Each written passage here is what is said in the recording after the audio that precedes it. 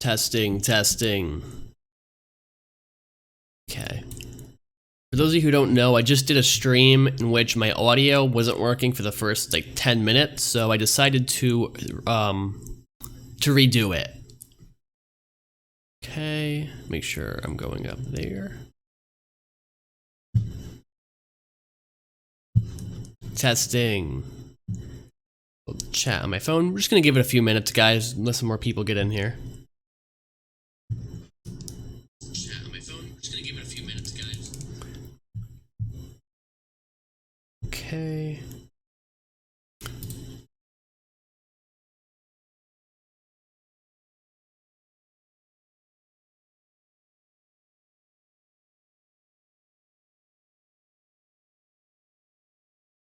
Up the chat.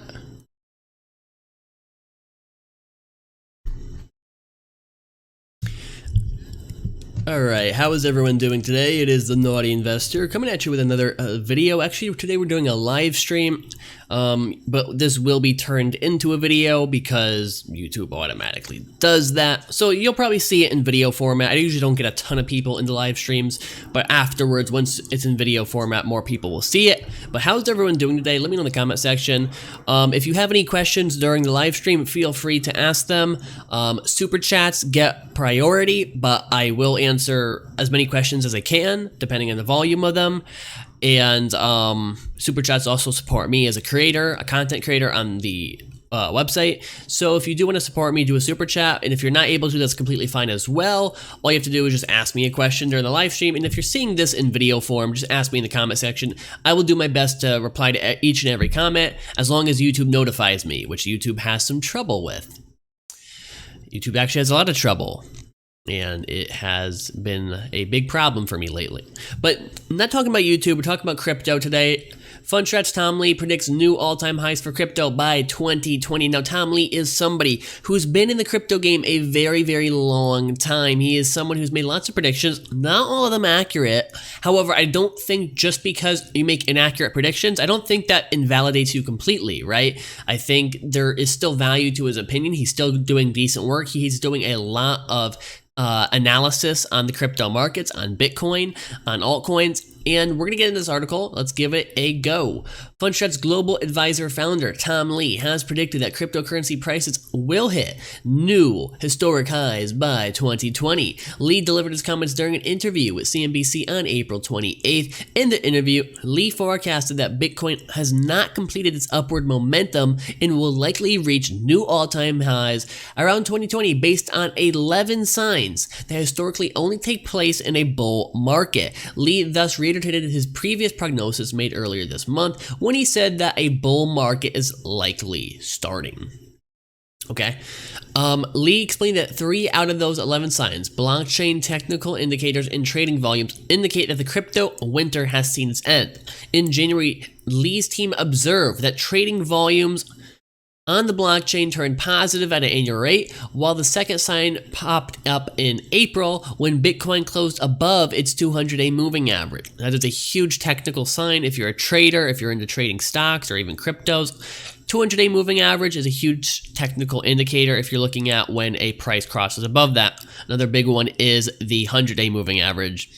The third sign, trading volume, is connected with OTC, that is over-the-counter brokers, who are really important in terms of how institutional investors trade crypto. According to Lee, activity levels based on the number of customers increased by 60 to 70%. So these are not small increases. These are substantial.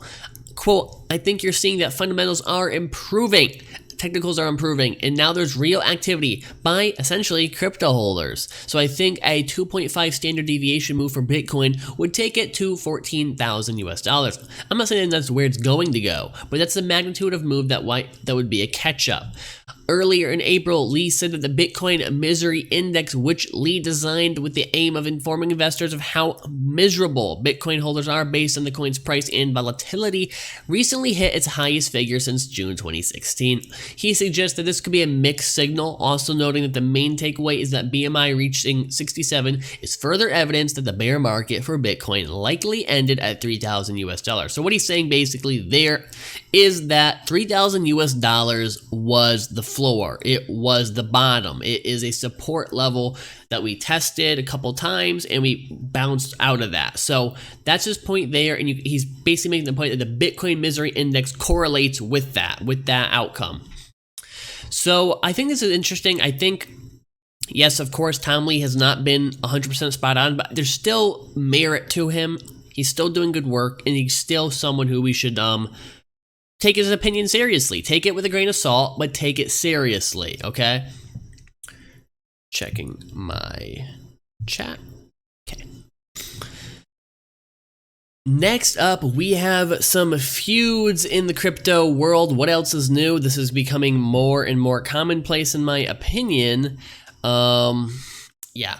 Craig Wright dubs Binance a money laundering bucket shop, calls John McAfee a con man, okay? Now, before we even get to the article, I'm going to give some thoughts right off the bat. I don't like Craig Wright.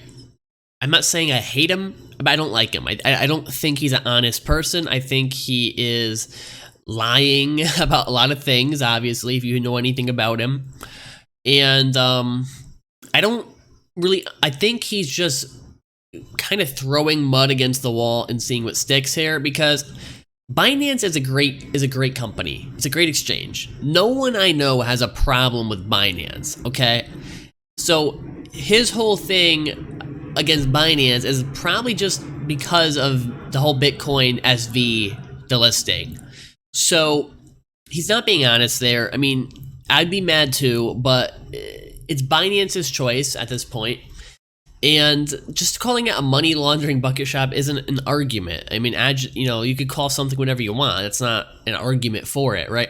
Then he also attacks John McAfee. Now, the John McAfee thing, I'm interested by John McAfee. I don't agree with everything he says. I don't disagree with everything he says.